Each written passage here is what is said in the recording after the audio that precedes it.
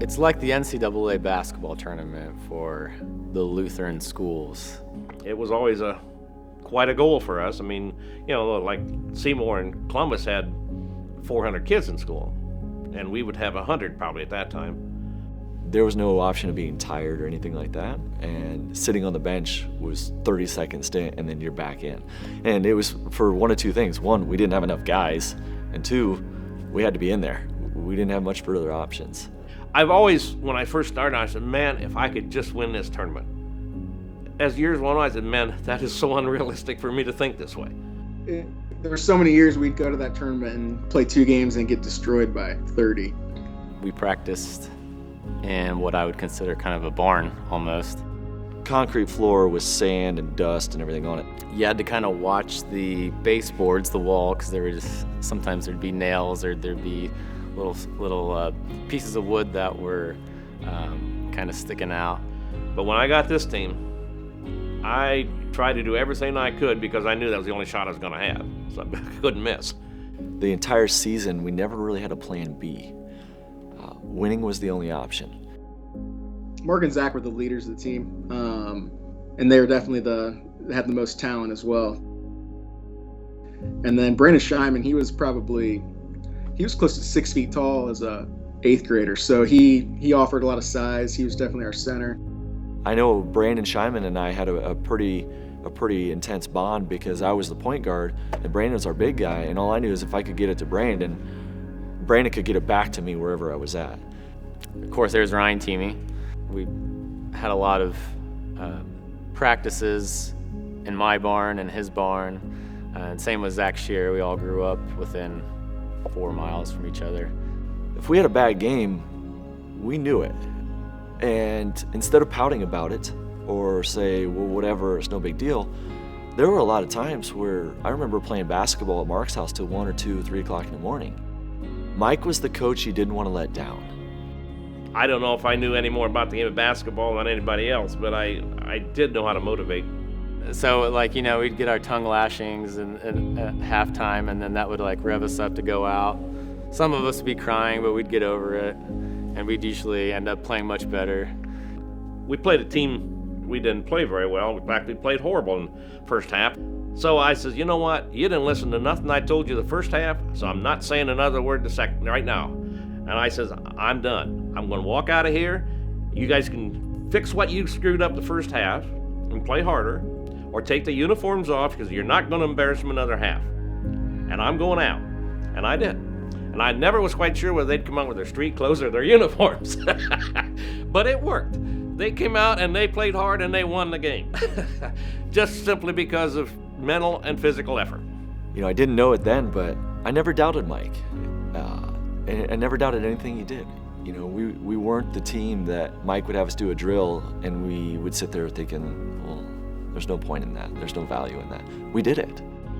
There was a lot of high hopes going into the LIT tournament, from the coaches to the parents and to the players. We all kind of had that expectation that if it was going to happen any year, that this was going to be the year.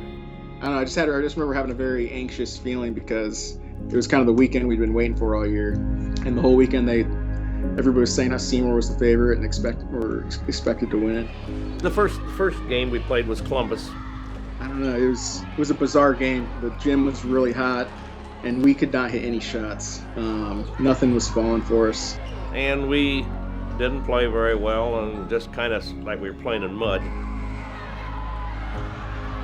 And they tied it up with 5 seconds to go and got the ball into Mark, and Mark dribbled full court, went underneath the basket, missed the layup, and was on the other side and got his own rebound and put it in at the buzzer.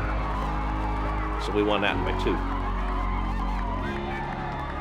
But the team that was always unique was St. John Sours. That's the team we played the second night.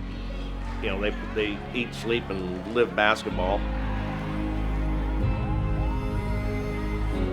So we was up 3 points then. We caught them and went ahead. And in the last minute and maybe 20 seconds, Mark hit 8 straight free throws.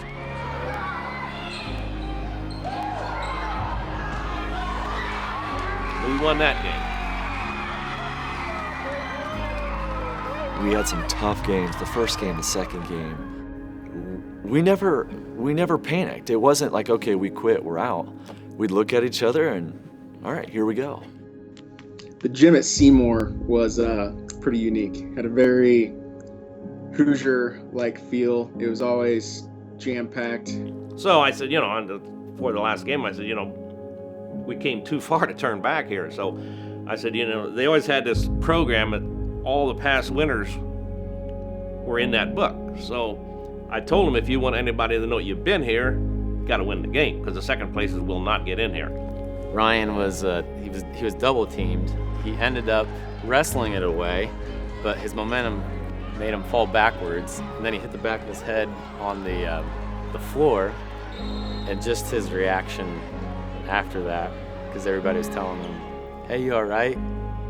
We need you to play." It was no concern. Ryan, we're gonna need you to get over this so you can start playing again, because we need you.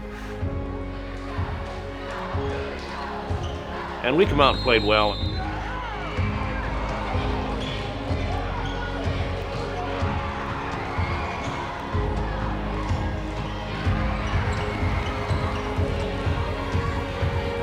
That game was never in doubt.